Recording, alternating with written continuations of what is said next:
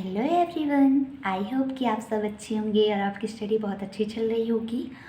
Video को start करने से पहले मैं कुछ बोलना चाहूँगी कि अगर आपको मेरे वीडियोस पसंद आ रहे हैं, आपको लग रहा है कि ये नोट्स इजी वे में प्रोवाइड हो रहे हैं, एक्सप्लेनेशन अच्छा है, तो प्लीज़ अपने फ्रेंड्स को भी शेयर करिए, उनको भी बोलिए कि हमारे चैनल को सब्सक्राइब करें। आप हमें अपना सपोर्ट प्रोवाइड कीजिए और मैं पूरा ट्राई करूँगी कि एग्ज़ाम स्टार्ट होने से पहले पर्टिकुलर सब्जेक्ट के नोट्स जो जितने भी प्रीवियस ईयर के हैं वो सारे टॉपिक कवर करा सकूं। तो आज जो हम अब चलिए टॉपिक की बात करते हैं। हम डिस्कस क्या कर रहे हैं, importance of IPR in health services, यानी इंटरपर्सनल रिलेशनशिप का हेल्थ सर्विसेज में क्या इंपॉर्टेंस है। जिसके पार्ट 1 में हमने ये डिस्कस किया था कि इंटरपर्सनल रिलेशनशिप होता क्या है। तो वही है कि इंटरपर्सनल रिलेशनशिप दो या दो पर्सन के बीच, इंडिविजुअल के बीच जो रिलेशनशिप होता है जिसमें वो अपने आइडियाज़, फीलिंग, गोल्स, ऑब्जेक्टिव सारी चीज़ें शेयर करते हैं, आपस में एक साथ मिलजुल कर वर्क करते हैं, जिससे क्या होता है, पर्सनल ग्रोथ एंड डेवलपमेंट होता है और जो भी वर्क है वो इफ़ेक्टिवली अचीव होता है। तो हेल्थ सर्विसेज में आईपीआर का क्या इंपॉर्टेंस है, हम ये डिस्कस कर रहे हैं आज, जिसमें हमने इसके कुछ पॉइंट्स पार्ट 1 में डिस्कस कर लिया था। पहला पॉइंट हमने जो डिस्कस किया था वो था कि building trust and enhancing patient engagement. इसमें हमने ये देखा था कि ट्रस्ट एक इम्पॉर्टेंट रोल प्ले करता है। अगर पेशेंट का एक हेल्थ केयर प्रोवाइडर पे ट्रस्ट होगा तो हम क्वालिटी ऑफ केयर दे पाएंगे और बेटर हेल्थ केयर आउटकम भी अचीव कर पाएंगे। जिसमें हमने कुछ पॉइंट डिस्कस किए थे, जैसे कि एडहेयर टू ट्रीटमेंट प्लान, जिसमें हमने ये देखा था कि अगर ट्रस्ट रहा तो हम पेशेंट को, हम हेल्थ केयर प्रोवाइडर पे ट्रस्ट रहेगा तो वो सारे ट्रीटमेंट को, प्रिस्क्राइब ट्रीटमेंट को फॉलो करेगा, फॉलो अप अपॉइंटमेंट के लिए भी आएगा। कम्युनिकेट ओपनली वाला पॉइंट हमने देखा था। फैसिलिटेटिंग इफेक्टिव टीम वर्क, इसका जो दूसरा पॉइंट था उसमें था क्लियर कम्युनिकेशन। इसका नेक्स्ट पॉइंट जो हम डिस्कस कर रहे थे कि फैसिलिटेटिंग इफेक्टिव टीम वर्क की आईपीआर हेल्थ केयर टीम के में भी क्यों इंपॉर्टेंस है, मतलब हेल्थ केयर में। उसमें हमने पहला पॉइंट देखा था कि कम्युनिकेशन कैसा होना चाहिए, क्लियर होना चाहिए।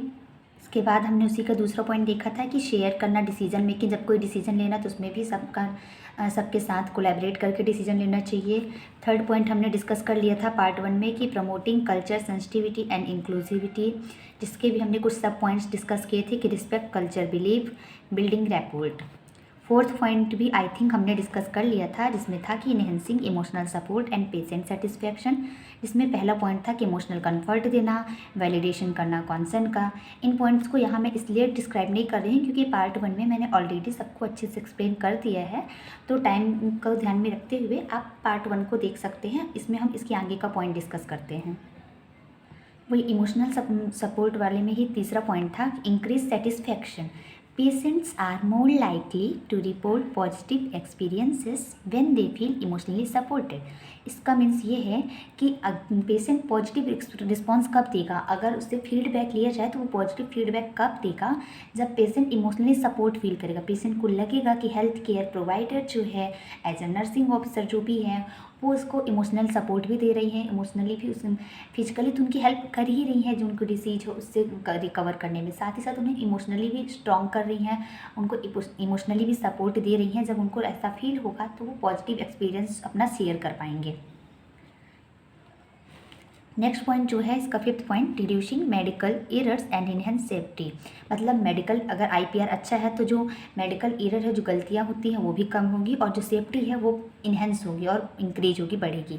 Effective interpersonal communication among health care providers is crucial in minimising errors, positive relationship lead to. इसमें क्या बोल रहा है कि अगर इंटरपर्सनल कम्युनिकेशन इफेक्टिव होगा, मतलब हम अपने सामने वाले जो हेल्थ केयर टीम मेंबर, एक हेल्थ केयर पर्सनल अगर दूसरे हेल्थ केयर पर्सनल से इफेक्टिवली कम्युनिकेट कर पा रहा है क्योंकि उसका आईपीआर अच्छे हैं, तो हम जो एरर्स हैं, जो मिस्टेक्स हैं मेडिकल ट्रीटमेंट देने में, वो कम होंगी क्योंकि आईपीआर अच्छा है तो सारी चीज़ें इजीली कम्युनिकेट होंगी, जिससे एरर्स के चांसेस, किसी भी तरह की गलतियों के चांसेस कम होंगे।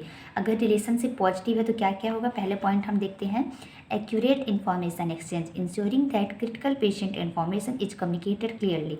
मतलब अगर आईपीआर अच्छा है हेल्थ केयर टीम मेंबर के बीच, तो कोई क्रिटिकल पेशेंट है जो कोई क्रोनिक डिसीज से सफ़र कर रहा है, क्रिटिकल कंडीशन है उसकी, तो उसकी जो इन्फॉर्मेशन है वो एकदम क्लियर कम्युनिकेट होनी चाहिए। मतलब उसके जो डायग्नोसिस से लेकर उसको जो उसकी प्रायोरिटी नीड्स हैं, कौन सी मेडिसिन चल रही है, किस डोज पे देना है, क्या कॉम्प्लिकेशंस हैं, सारी चीज़ें अदर हेल्थ केयर पर्सनल के साथ एकदम क्लियर कम्युनिकेट होनी चाहिए। तभी हो पाएगा जब आईपीआर अच्छा रहेगा। अगर आईपीआर अच्छा रहेगा तो एक हेल्थ केयर पर्सनल दूसरे हेल्थ केयर पर्सनल से ईजिली सारी चीज़ें कम्युनिकेट कर पाएगा, और स्पेशली अगर कोई क्रिटिकल पेशेंट है तो उसकी इन्फॉर्मेशन। नेक्स्ट है collaborative problem solving, addressing issue promptly and effectively through team work. मतलब जो भी इशू आ रहा है, अगर हम किसी पेशेंट को हेल्थ केयर दे रहे हैं, उस टाइम पे जो भी प्रॉब्लम आ रही है तो हम टीम वर्क के थ्रू उसको सॉल्व कर पाएंगे। क्यों सॉल्व कर पाएंगे? क्योंकि हमारा जो IPR है हमारे टीम मेंबर के साथ वो बहुत अच्छा है। अगर हमारे IPR हमारे टीम मेंबर के साथ अच्छा है, तो अगर हमें किसी पर्टिकुलर पेशेंट को हम as a nursing officer care दे रहे हैं, उस केयर देने में अगर कोई प्रॉब्लम आ रही है तो हम अपने टीम मेंबर के साथ कोलैबोरेट करेंगे, उनसे अपनी प्रॉब्लम बताएंगे कि ये प्रॉब्लम इस पेशेंट को केयर देने में आ रही है, आउटकम अच्छा नहीं आ रहा है हेल्थ केयर का। तो उस सब मिलके आपस में कोलैबोरेट करेंगे, डिसीजन लेंगे, डिस्कस करेंगे कि क्या चेंजेस लाने चाहिए केयर में, जिससे कि इम्प्रूवमेंट हो पेशेंट केयर में, तो प्रॉब्लम सॉल्व हो जाएगी। नेक्स्ट है improve patient outcome. A cohesive team is better equipped to deliver high quality care, reducing the likelihood of adverse effect. Cohesive team means अगर टीम में यूनिटी है, मतलब अगर टीम मेंबर आपस में मिलजुल के काम कर रहे हैं तो हाई क्वालिटी की केयर दे पाएंगे, और जितने भी एडवर्स इफेक्ट हो सकते हैं किसी मेडिसिन के, किसी ट्रीटमेंट के, तो वो भी कम होंगे। क्योंकि अगर हम पूरे टीम मेंबर आपस में मिलजुल के काम करेंगे तो एरर्स के भी चांसेस कम हो जाएंगे, और साथ ही साथ जो एडवर्स इफेक्ट होने वाले उनके भी चांसेस कम होंगे, और हाई क्वालिटी की हम केयर दे पाएंगे। इसका जो नेक्स्ट पॉइंट है supporting mental health and wellbeing.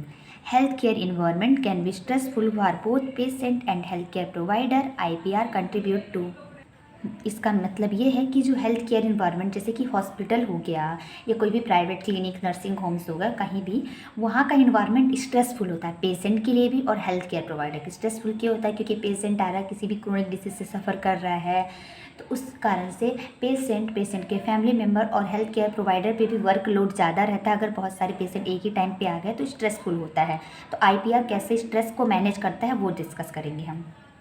सो इसमें पहला पॉइंट है stress reduction. Supportive interaction help elevate work place stress and burnout. अगर इंटरेक्शन कैसा है? सपोर्टिव है, सपोर्ट करने का। अगर हेल्थ केयर प्रोवाइडर पेशेंट को सपोर्ट करेगा और हेल्थ केयर टीम मेंबर भी एक दूसरे को सपोर्ट करेंगे, तो जो वर्क प्लेस यानी जो हॉस्पिटल के इन्वायरमेंट का जो स्ट्रेस है वो कम होगा। अगर सपोर्टिव इन्वायरमेंट रहेगा तो ना हेल्थ केयर प्रोवाइडर को स्ट्रेस होगा वर्कलोड का, और ना ही पेशेंट को होगा। हेल्थ केयर प्रोवाइडर को स्ट्रेस इसलिए नहीं रहेगा क्योंकि अगर हेल्थ केयर टीम मेंबर जितने भी है सब आपस में मिलजुल के काम करेंगे तो वर्कलोड कम होगा, तो स्ट्रेस कम होगा। और पेशेंट का स्ट्रेस कैसे कम होगा? कि अगर हेल्थ केयर प्रोवाइडर पेशेंट को जब केयर दे रहा है तो अगर वो एंजाइटी हो रही है, उसको स्ट्रेस फील हो रहा है, तो उसके साथ कम्युनिकेट करेगा, उनके प्रॉब्लम को सुनेंगे, समझेंगे, तो पेशेंट का भी स्ट्रेस अपने आप कम होगा। नेक्स्ट है emotional resilience. Health care provide a better cope up with challenges when they have strong interpersonal support. मतलब हेल्थ केयर प्रोवाइडर अच्छे तरीके से कोप अप करवा सकते हैं किसी भी चैलेंज में जब उनका जो IPR का जो सपोर्ट हो वो एकदम स्ट्रांग। अगर IPR स्ट्रांग होगा तो पेशेंट के साथ वो अच्छे से कम्युनिकेट कर पाएंगे, और उनका जो जितने भी चैलेंज आ रहे हैं जो उनके डिसीज़ के कारण, उन सबसे वो पेशेंट इजली कोप अप कर पाएगा, मतलब फाइट कर पाएगा। नेक्स्ट है holistic care. Addressing both physical and emotional needs lead to comprehensive patient care. इसमें होलिस्टिक केयर का मीन्स होता है कि हमें सिर्फ पेशेंट को फिजिकल केयर नहीं देनी, साथ साथ सारी केयर, जैसे कि मेंटल हो गई, इमोशनली, साइकोलॉजिकली, स्पिरिचुअली, सारी तरह की पेशेंट केयर देनी है ताकि वो जल्दी रिकवर कर सके। तो हमने स्ट्रेस वाले पॉइंट में यही डिस्कस किया कि अगर इंटरेक्शन अच्छा रहेगा तो वर्क का स्ट्रेस कम होगा, तो हेल्थ केयर प्रोवाइडर और पेशेंट दोनों ही स्ट्रेस से फ्री रहेंगे। इमोशनल रेजिलेंस में हमने देखा कि अगर IPR हमारा स्ट्रॉन्ग है, अच्छा है, तो पेशेंट जो है वो किसी भी तरह चैलेंज से कोप अप कर पाएगा। हॉलिस्टिक केयर में हमने देखा कि फिजिकल के साथ साथ हमें पेशेंट की इमोशनल नीड्स, मेंटल नीड्स, उसकी साइकोलॉजिकल, बायोलॉजिकल, स्पिरिचुअल जितनी नीड्स हैं, सारी टाइप की केस नीड्स को फुलफिल करके उनको केयर प्रोवाइड करनी है जिससे कि बेटर रिजल्ट मिल सके। सो हमने ये overall importance of IPR in health services topic आज कवर कर लिया है। ये शायद 8 मार्क्स का क्वेश्चन है, और अगर आपको कोई भी डाउट हो तो आप कमेंट्स में पूछ सकते हैं। वैसे मैंने इजीली एक्सप्लेन किया है, और आई होप आपको मेरी वीडियोज पसंद आ रही हो तो please like, share and subscribe my channel. Thank you.